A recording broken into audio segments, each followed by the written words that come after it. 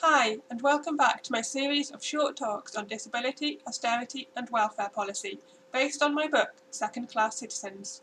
We have already mentioned how welfare policies since the 1970s have been increasingly predicated on three flawed assumptions: neoliberalism, which is basically that the government should step back from public services and investment and instead let markets have more freedom; welfare dependency, which is the belief that people are poor primarily because of poor life choices and not because of structural factors; and malingering, which is an extension of the welfare dependency myth into chronic illness, and holds that most people who say they are too sick to work are not, in fact, too sick to work.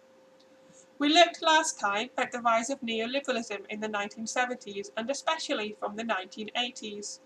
At the same time, myths of welfare dependency and speculative theories of unsatiable demand began to recur. That people had sustained work for as long as the government sustained full employment, and only became long-term unemployed when the government neglected to ensure enough jobs, was overlooked. Instead, it was assumed that a sudden and dramatic shift in the UK's work ethic had occurred, and that people who previously had been in full-time work had suddenly, en masse across the country, decided that they preferred unemployment benefits at less than subsistence rates. It's a ludicrous suggestion, yet one that is not only taken seriously, but is the foundation for our whole working age social security system. It is a common trope that social security results in welfare dependency. This is the idea that people actively choose to claim unemployment benefits instead of going out to work.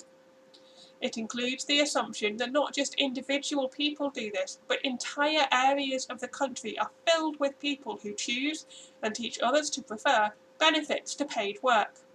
This idea ought to be laughed out of court, but it isn't, and not only is it entertained seriously, but policy since the 1970s has been increasingly based on it. At the end of 2020, following months of economic doldrums caused by the coronavirus pandemic and the government's response to it, the employment rate in the UK was 72.5%. The lowest was in East Lindsey, on the east coast of Lincolnshire, at 63.3%. What that means is that across the country, the majority position in even the poorest areas is to be in paid work. A culture, typically, is based on the majority position, not a minority, so from this we should reasonably conclude that the UK, including its most deprived areas, has a working culture. It would be a mistake to assume that anyone not in work is contributing to a contrary, workless culture. To do so would mean including in the welfare dependency myth those people who don't work because their high-earning spouse supports them, or because they make their money by charging other people rent for access to property, or they live off interest accrued on capital. Whilst we might choose to label such people as inappropriately dependent, it's not the welfare of the state that they're depending on, and they're probably not mixing with people who need and are eligible for unemployment benefits, other than to take rent from them. So there are people who choose to be economically inactive because they don't need the money. There are also people who are inactive relative to the labour market, but active in other ways, such as students, parents and carers. And there are those whom society recognises it is not reasonable or fair to expect them to try to engage in the labour market. This covers some 2 to 2.5 million chronically ill and disabled people, and should probably cover more. These people do not create a culture of worklessness, but rather the opposite. Students, parents and carers all work for little to no money. Students even have to pay for the privilege of working at their studies. These people contribute to a strong work ethic far more than they can be conceived of as diluting it. We will address the question of people too sick or disabled to work next week, but for now it is enough to know that this group of people has a strong work ethic and desire to work, and again they help to sustain, rather than undermine, the UK's work ethic. So those people who aren't looking for work are typically either studying, caring for others, too sick or disabled to work, or have an alternative income off which to live. The question of workless cultures, therefore, depends solely on those people who are both unemployed and looking for work. And yet this immediately undermines the argument of workless cultures. which is predicated on an assumption that these people actively don't want to work, in which case, why would they be looking for work? It doesn't make sense. If you know 10 people in the most deprived areas, you might perhaps find 6 people working, 1 student, 1 parent or carer, 1 person with chronic illness or disability, and 1 person unemployed. That's hardly a culture of worklessness. That's not even close to such a culture, and yet that's the nearest we can find. And even then, chances are that that 1 person who is looking for paid work is also engaged in unpaid types of work, such as family duties or volunteering. Furthermore, that 1 person is an isolated instance. They aren't 1 person connected to a wider family and friendship group, most of whom are also out of work. They're 1 person who, like you, predominantly knows people who are in paid work, engaged in other purposeful activity, or looking for paid work.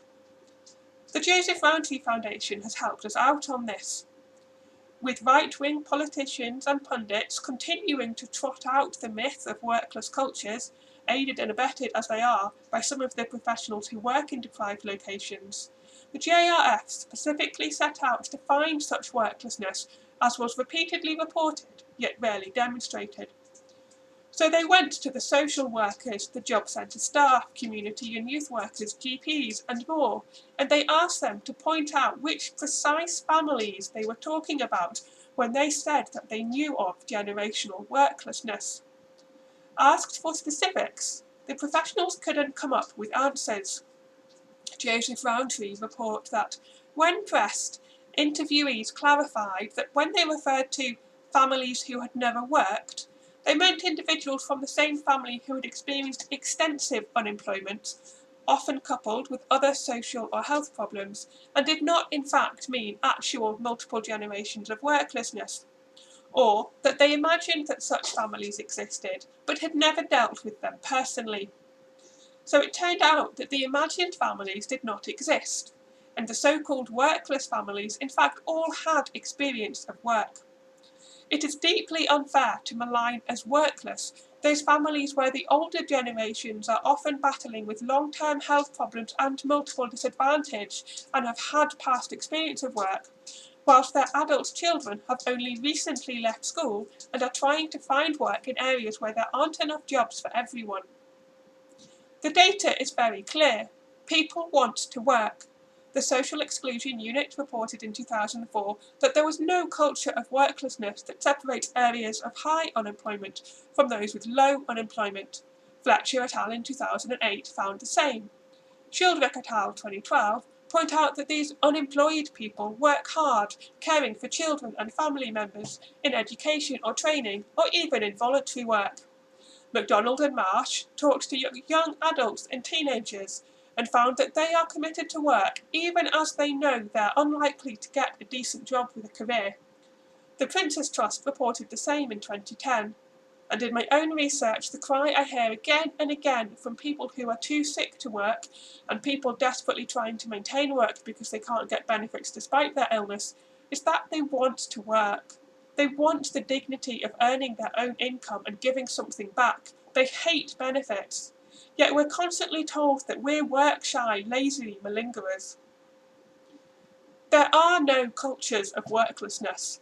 Across the UK, work is the norm and is also the aspiration. Young adults whose parents had been unemployed for several years nevertheless had the majority of their siblings, cousins, aunts, uncles, friends, and the family of friends in paid work. Where the parents were currently unemployed, they had typically entered work relatively easily after leaving school, despite growing up and continuing to live in areas of multiple disadvantage. Far from creating cultures of worklessness, the experience of growing up in a family that needed social security support is sufficiently negative as to create strong desires to escape such problems and to participate in paid work. Even in the most deprived areas, worklessness continues to be the exception and is not the norm. The norm is paid work, the culture is paid work, the goal of parents for their adult children is that they work, and the goal of their children is to get into work. The fact is that if you go to the poor, the homeless, the ill-educated, the long-term unemployed, those in and out of low-paid jobs, those stuck at the bottom of the ladder their whole life, those who are chronically sick, what you will find is an all but universal commitment to work. The work ethic is tenacious and enduring, despite bad jobs, low pay, and ill health. Let's consider some quantitative data, which sheds light on the relative roles of structural and personal factors.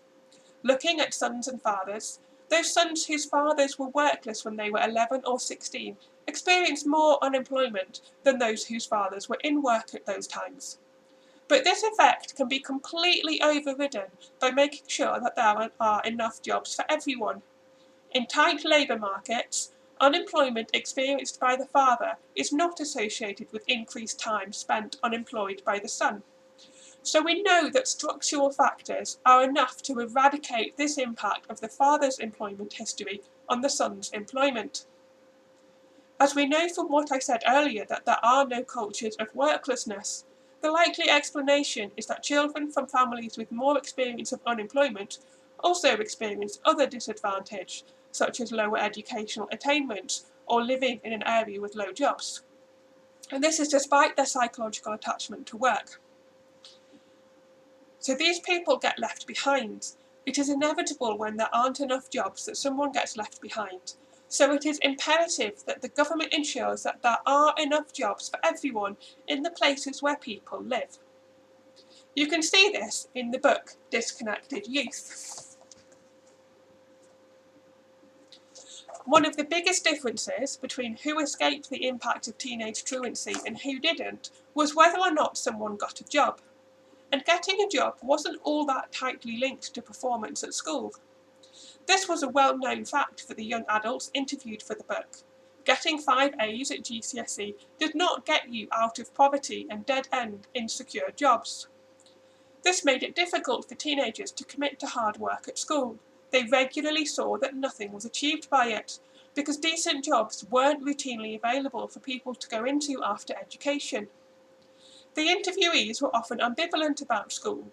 They simultaneously wished they had worked harder, and yet also recognised that they would have gained little in terms of future jobs, and lost much in terms of friendships and access to the informal networks that were in practice crucial to getting a job. This same ambivalence is sometimes used against people in the press and political arena. It is easy to pick on negative statements, such as a person admitting that they truanted from school, and ignore the positive statements, which include a wish that they had worked harder, even as they recognise it would likely have achieved little for them. Similarly, it is easy to pick up on people saying that they don't want jobs at the local turkey factory, whilst overlooking their desire to become a sound engineer or a police officer, and also ignoring the structural issues which include the toxicity, terrible pay, and lack of career that characterise jobs at the local factory or sweatshop, and the failure of the government to provide these young people with access to decent jobs, including those to which they aspire. I sometimes wonder if those people who allege that they know individuals who are welfare dependent are actually taking separate statements from different people and amalgamating them into one hypothetical person, whilst editing out all the positive statements about work that these same people make. They create a straw man, which takes all the negative experiences of school and work and leaves out all the positive attitudes to work, and then claim that this redacted caricature is actually representative of an area and its residents. Or perhaps they extrapolate from their own experience of work versus leisure, and think that their lack of desire to return to work after a holiday is the same experience as people who are unemployed. Yet the poverty, boredom, futility, and state surveillance that makes up unemployment is nothing like the freedom to take a paid holiday from a secure job. It is galling when individuals and families continue to be blamed for the poverty and unemployment in their local area, when poverty and employment are primarily structural issues. Articles and reports continue to come out that call on the need for tough love and honest looks at the reasons why poor people remain poor, and then proceed to blame the poor and ignore the evidence that poverty is a political, not individual social, problem. This isn't honest, tough love. It's an ethos of tough luck based on ignorance on the part of the speaker, and in policymakers and influencers, that ignorance is unacceptable.